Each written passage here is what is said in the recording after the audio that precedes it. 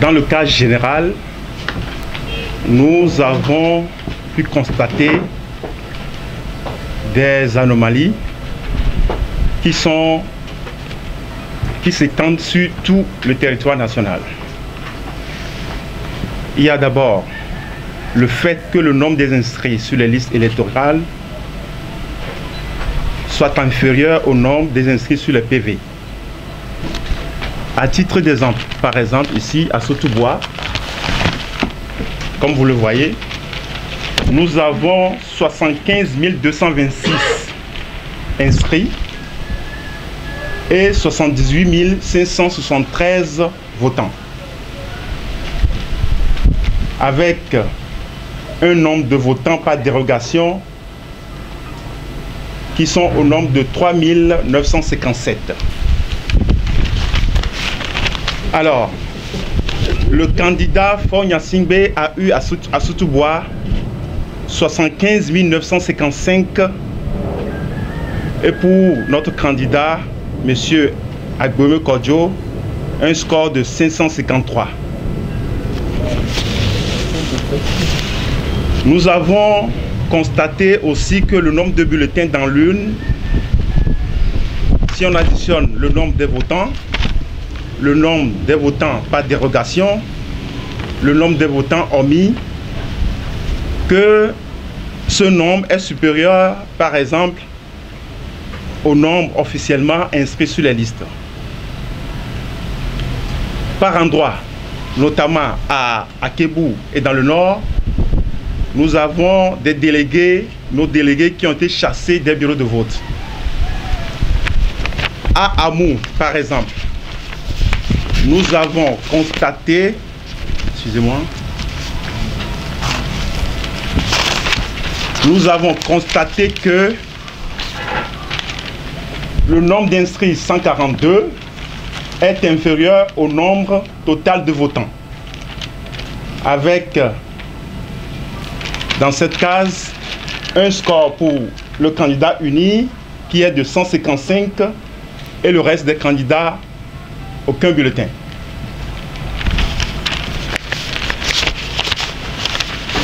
Dans le Tône, par exemple,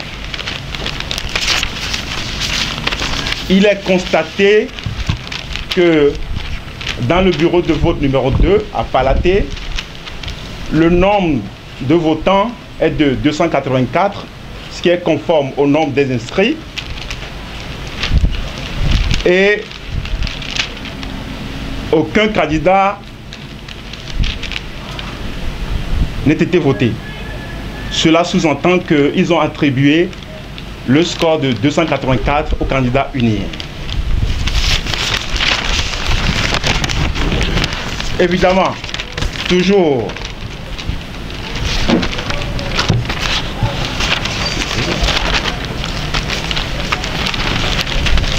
ici, par exemple,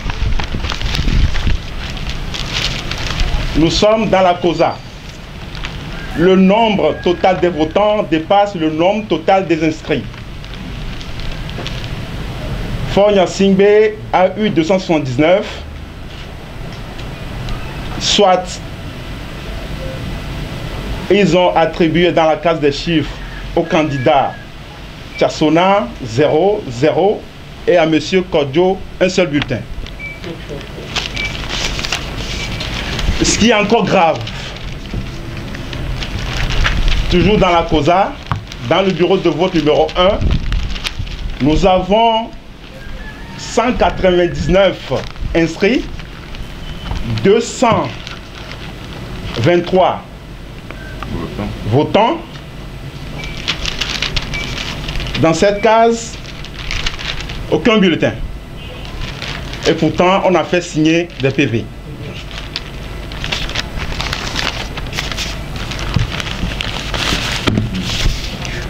Ensuite, dans l'Est mono,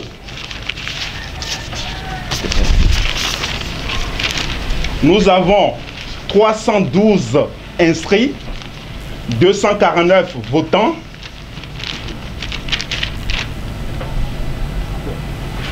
aucun bulletin pour les candidats. Cela sous-entend que les 249 bulletins sont attribués aux candidats unis. Toujours à Sautoubois, nous avons des PV sur lesquels la case en chiffres est vide, sont signés. Ici, par exemple, on a eu 320 inscrits, 320 votants, et le nombre votant par dérogation est de 7.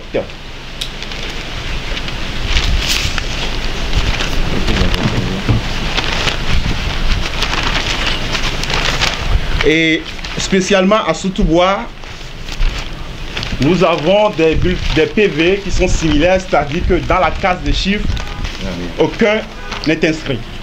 Ce sont des PV qui sont signés.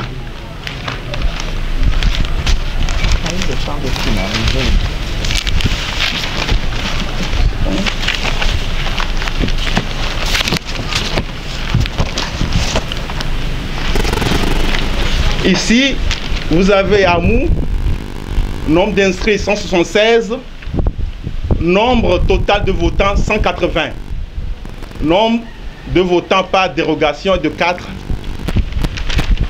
À titre d'exemple, le candidat uni a eu 170 et le candidat Dr Agbeme Kodio a eu 0. Voilà en quelque sorte autant d'anomalies que nous avons constatées. Soit les PV sont signés sans qu'on ait pris le temps de remplir la case des chiffres. Cela sous-entend que le candidat uni a eu la totalité des bulletins,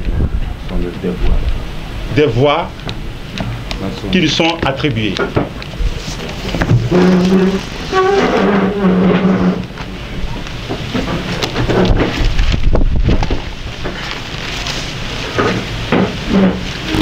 Et enfin, ici, toujours dans l'amour, nous avons le nombre d'inscrits qui est égal au nombre total de votants, où le candidat Fogna Sigbe a eu 100%. Aucune voix pour les autres candidats. Mesdames et messieurs, voilà en quelque sorte, de manière générale, les anomalies que nous avons pu relever. 12 inscrits, 6184 donc ont voté et le suffrage donc accordé au candidat d'UNI c'est 6127 et on a pris soin d'attribuer 0,0000 mais à tous les candidats de l'opposition. Sur 6 000. Je pense que déjà donc sur là où donc le candidat d'UNIR donc totalise 6127. Bon, le MPDD a 1, Jean-Pierre Fabre bien sûr, a 1, le MCD. Voilà ce genre de choses qu'on retrouve donc, dans beaucoup de CRV. Dans une autre localité, ça je vois, donc dans une CRV, EPC Woudani, jour de vote numéro 1, il y a 308 inscrits. Et donc, sur les 308 inscrits, tous les autres candidats ont 0-0, tous les 308 sont partis à force. Ah, aussi, c'est là, donc ça circule également sur la toile. C'est quelqu'un qui m'a envoyé ça ce matin de 10h avant qu'on nous retrouve. Voilà. Oui, on a imprimé, si vous voulez, qu'on distribue pour montrer donc, aux électeurs quel est le positionnement donc, du candidat donc, sur la liste. Donc c'est imprimé. Et donc ce genre de choses, ils l'ont fait. Donc avec tournée pour les législatives, ils ont refait également pour les présidentielles, mais de manière beaucoup plus industrielle, puisque au lieu de perdre son temps et de faire ceci, c'est arrivé, ça sort. On sait que c'est des bulletins pré-votés en faveur de fort, avant de toute façon de les livrer. Et vous verrez, moi aussi, ces bulletins-là, si on veut comparer l'encre indélébile officielle qu'on a mis de toute façon dans les urnes pour nous, dans les isoulas pour nous, de toute façon, il n'y a pas de concordance. Parce que ce qui est imprimé dans tout, ce n'est pas la même chose que quand tu trempes le doigt et que. Voilà. Donc c'est une chose dont nous amène, nous aussi aujourd'hui, à réclamer des comptes, bureau de vote, pas bureau de vote. nous ne pouvons pas accepter cette victoire-là. Donc, de Fogna Singé, tout le monde sait que c'est de la fraude, par peur ou par complicité, on se tait. Et je crois quand même que c'est l'avenir de la jeunesse, c'est notre avenir également qui est en gros toute cette jeunesse-là, est une caution pour nous, donc pour la stabilité, pour le développement de pays de demain. Voilà la raison pour laquelle nous avons estimé qu'il était nécessaire de partager ces informations-là avec vous et de vous informer également que nous nous alignons sur la position américaine en demandant un décompte bureau de vote par bureau de vote forcé qui n'a pas gagné dans ces élections. Voilà ce que nous voulons dire, certainement que notre ami Tarbonne, qui est un émissaire donc, de la coalition dans la partie septentrionale, à Ganpen, où nous avons rencontré des gens qui ont mis des titans pour nous empêcher ce jour-là. Si Monseigneur Kodjo n'était pas là avec sa sagesse-là, je crois qu'en lui, il y aurait eu des affrontements meurtriers qui montent sur la route de Guéret. J'étais en quadre quand on m'a appelé, vers 15h, 16h, vers la plaine de Mont, pour m'informer que c'est un véhicule militaire qui est chargé de ramasser les urnes. Donc quand ils arrivent à un endroit où vous avez pas fini, vous pliez et ils prennent l'urne. Et aucun délégué n'était autorisé à accompagner ce véhicule. Parfois, ils ont scellé certaines urnes. Alors, nos délégués ont fait l'effort d'arriver au niveau de la CELI, de la CENI de Plaine de Mont. Mais dès que les bureaux de vote sont arrivés, les urnes étaient arrivées, c'était déjà ouvert. On a ouvert ça en chemin.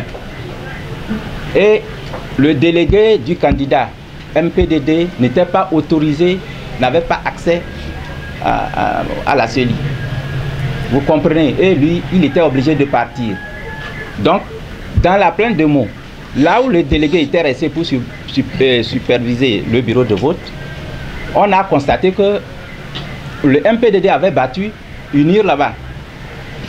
UNIR avait 209 quand le MPDD avait 229 dans ce bureau de vote. Donc il y a 3 superviseurs que j'avais désignés qui étaient obligés de rester dans quelques bureaux de vote.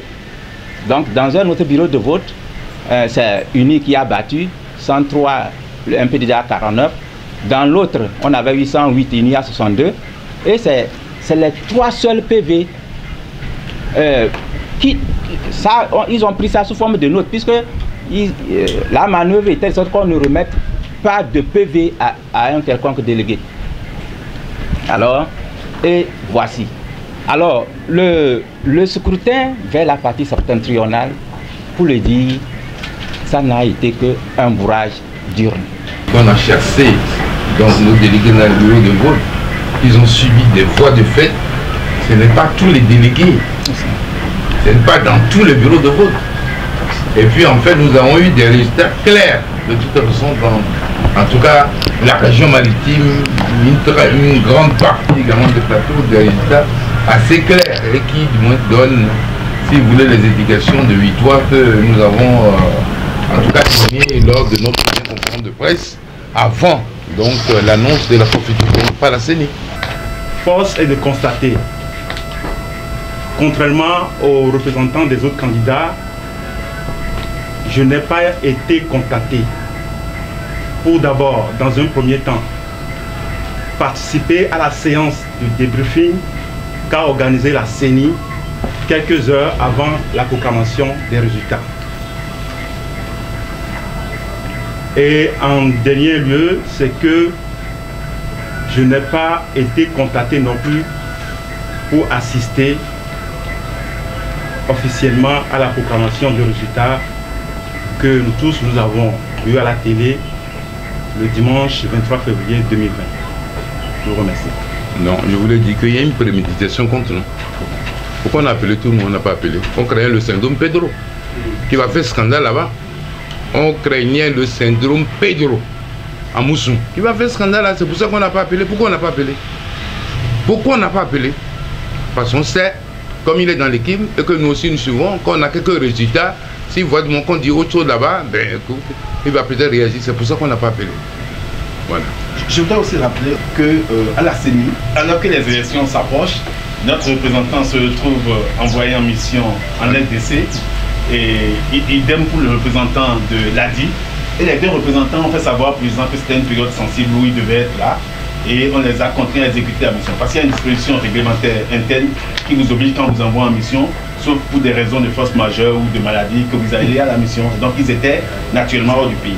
Je vais aussi donner quelques précisions sur les irrégularités qu'on a énumérées maintenant. Par rapport au bulletin de vote au Bénin, c'est que l'imprimerie Touné, qui est une imprimerie basée au Bénin, a, à côté des bulletins officiels qu'il a livrés à la CENI pour être utilisés naturellement pour les élections, a réimprimé des bulletins sur lesquels il y a déjà des empreintes digitales au niveau du candidat de UNI.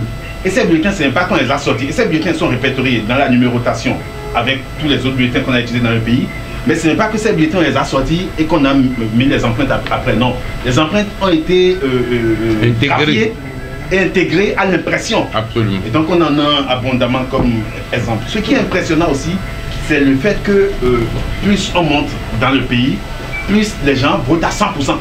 Ça c'est quand même impressionnant. C'est-à-dire que plus on va vers le sud, moins les gens votent, et plus on monte vers le nord, plus les gens votent à 100%. Et avec les dérogations, ils ont été dans la plupart des cas largement au-delà des 100%. Mais c'est quand même impressionnant qu'il y ait 200 ou 250 ou 300 inscrits dans un bureau de vote, et que les 300, sans aucune exception, personne n'a été malade depuis, personne n'est mort. On a voyagé, personne n'est mort. Personne n'a voyagé, les 300 ont pu voter. Et on a constaté aussi que, puisque la loi dispose de ce que, quand il y a plus de 600 électeurs dans un bureau, il faut créer un autre bureau. Parce que mathématiquement, on a 9 heures pour voter. Si on ouvre les bureaux à l'heure, on les ouvre d'ailleurs jamais presque à l'heure, après on a 9 heures pour voter ou autour de 8 heures pour voter. Et donc, même si une personne doit prendre 30 minutes et 30 secondes pour voter, parce que pour voter quand même, il faut identifier son nom, il faut faire valider sa carte d'électeur, il faut choisir son bulletin, il faut passer dans l'urne, il faut après revenir signer, il faut après aller à l'empreinte à l'encre indélébile. C'est au minimum, même si des robots ne posent aucune question et passent pour là, c'est au minimum 30 secondes. Et si on fait ainsi, en 5 heures de temps, en 9 heures de temps, on a entre 350 et 500 personnes qui votent au maximum, quoi. Et c'est d'ailleurs pour ça que la loi, en prévoyant 600 personnes maximum, la loi sait aussi qu'il n'y aurait jamais dans un bureau de vote, les 600 ne vont jamais voter. Et mais cette fois-ci, on s'est rendu compte que dans la plupart des bureaux de vote, les 600 réussissent à être là et ont voté. Donc c'était quelques précisions. Je crois que vous avez déjà entendu nos responsables dire que nos délégués à l'entrée du bureau de vote pointent les votants qui viennent. Et le soir, quand le vote est clôturé, ils regardent. Si c'est 210 qui ont voté, il faudrait qu'on trouve 210 bulletins de vote dans l'urne. Et qu'au cas où il y a du moins une différence, il faudrait analyser la différence. Bon, UNI a accepté beaucoup de choses, mais a refusé cela parce que UNI avait derrière la tête du moins comme la technique de bourrage. Donc si on faisait ça, si on avait suivi ce que nous avons proposé, il n'y aurait pas ce problème-là. Que les délégués des candidats surveillent, décomptent le nombre de votants qui arrivent. Le soir, à la clôture du vote, ils savent combien de bulletins devaient se trouver dans l'urne. Mais non, ils ont balayé. Sur le terrain, certains ont mis ça, certains ont exécuté. Mais les préfets sont venus vous dire, mais qui vous a dit de faire ça? Laissez tomber ça. Voilà ce qui s'est passé. Et vous voulez du monde dans ces conditions-là, que ceux qui sont là, et qui de tous en sont, n'arrivent pas à relever les défis que nous avons aujourd'hui, trichent et veulent du monde qu'on reconnaît du monde qu'ils ont gagné. Il faut pas gagner les élections, il les a perdus, lamentablement. Et c'est pour cela que nous sommes déterminés à revendiquer notre victoire. Et nous aurons notre victoire. Par tous les moyens. Bégo. Il y a des procès verbaux qui ont été signés, qui sont signés et sur lesquels il n'y a pas de chiffre. Oui. En fait, je vais vous expliquer un peu le mécanisme. Normalement, nos représentants dans les bureaux de vote, comme tous les autres représentants à la fin, doivent signer les procès verbaux. Mais dans beaucoup de bureaux, nos représentants ont été soit empêchés de siéger, soit envoyés, bien qu'ils soient munis d'un mandat. Et pour pallier à ça, la CENI s'est débrouillée pour se retrouver avec des procès verbaux où des gens ont déjà signé, et ce n'est pas des signatures de nos représentants, dans la plupart des cas ou dans tous les cas. Donc c'est des bulletins, des procès verbaux sur lesquels vous voyez même que c'est le même BIC que quelqu'un a pris et qui a imité des sortes de signatures à tous les niveaux, quoi. C'est des points en écriture. Oui, ce qui a fait qu'on a retrouvé en circulation un lot de procès-verbaux qui n'ont pas été remplis, parce que pour les remplir, il faut les amener dans les lieux où on a chassé nos représentants, pour les remplir à leur place. Et je parie que dans la panique, ayant prévu peut-être plus de procès-verbaux que de bureaux de vote, il y a eu une réserve substantielle qu'on retrouve en circulation. Je ne vais pas déçu le marché. Ça va être je voudrais faire une précision. Alors, la position des États-Unis, qui d'abord a dit que les missions d'observation sont assez limitées et que pour apaiser la situation, pour redonner confiance à tout le monde, il faut publier les résultats bureau de vote par bureau de vote. Alors, une position que nous avons applaudie parce que c'est une exigence des candidats de l'opposition. Il nous souvient que le G5 nous a reçus et l'ambassadeur de France a pris la parole ce jour-là pour nous demander, alors, quand vous exigez que la CENI doit publier les résultats bureau de vote par bureau de vote, qu'est-ce que vous dites exactement? Est-ce que vous demandez à la CENI de lire ces résultats bureau de vote par bureau de vote? Parce que j'ai posé la question au ministre de l'administration territoriale, de la décentralisation et des collectivités locales. C'est l'ambassadeur qui parle, je le cite, qu'il a posé la question au ministre. Le ministre dit, nous ne pouvons pas, parce que si l'opposition demande qu'on lise les résultats bureau de vote par bureau de vote, ça va prendre plusieurs semaines, nous ne pouvons pas. Alors, l'ambassadeur nous demande, qu'est-ce que vous voulez exactement? Nous disons, publier les résultats bureau de vote par bureau de vote, ça veut dire que à la fin des opérations de vote et du dépouillement, vous affichez sur chaque bureau le nombre d'inscrits, le nombre de votants et les résultats de chaque candidat. C'est ça pour nous publier les résultats bureau de vote par bureau de vote. Ça permet que les radios locales qui sont dans les régions puissent annoncer ces résultats à bureau de vote par bureau en disant dans ce centre de vote, tel bureau de vote, il y a eu tel nombre d'inscrits, tel nombre de votants, etc. On aurait pu remarquer ces anomalies-là si les résultats avaient été publiés et affichés sur chaque bureau de vote. Nous ne disons pas qu'il faut afficher simplement que UNIR a eu tant, MPDD a eu tant, mais nombre d'inscrits, nombre de votants et ce que chaque candidat a pu obtenir. Alors, si cette exigence, l'ambassadeur nous dit, je vais aller leur dire alors, et que finalement l'information nous revient qu'ils ont accepté. Puisque finalement, l'ambassadeur des États-Unis aussi a été insistant sur cette revendication de l'opposition. Et que, paraît-il, l'État avait accepté. Alors pourquoi est-ce qu'aujourd'hui, quand les États-Unis demandent qu'on publie les résultats bureau de vote par bureau de vote, et que tous les candidats de l'opposition font la même exigence, l'État refuse, la CENI refuse de publier les résultats bureau de vote par bureau de vote? Ça veut dire qu'ils ont des choses à se reprocher. Ça veut dire qu'ils savent que ce qu'ils ont annoncé comme résultat n'est pas l'expression du suffrage exprimé par les Togolais. Sinon, la publication des résultats bureau de vote par bureau de vote ne posait aucun problème, puisque c'est une exigence des ambassadeurs qui l'ont exigé auprès de la CENI et du gouvernement, et c'est une exigence aussi de l'opposition. Donc c'est ce que nous réitérons encore aujourd'hui. S'ils savent qu'ils ont gagné, alors publier les résultats bureau de vote par bureau de vote. Pour finir, même si on faisait, parce que même si le président de la CENI présentait le truc bureau de vote par bureau de vote, ça prendrait à peu près une demi-minute par bureau de vote. On a 9500 bureaux de vote, c'est vrai, ça fait peut-être 72 heures. Mais ça vaut peut-être la peine pour la démocratie de prendre 72 heures encore que le président de la CENI est très bien payé pour passer quelques heures à ragonner quelques phrases, quoi. Donc moi je pense que peut-être que comme ils n'ont pas respecté la publication bureau de vote par bureau de vote, la seule solution sera de décanter la situation en publiant les résultats bureau de vote par bureau de vote finalement. Merci.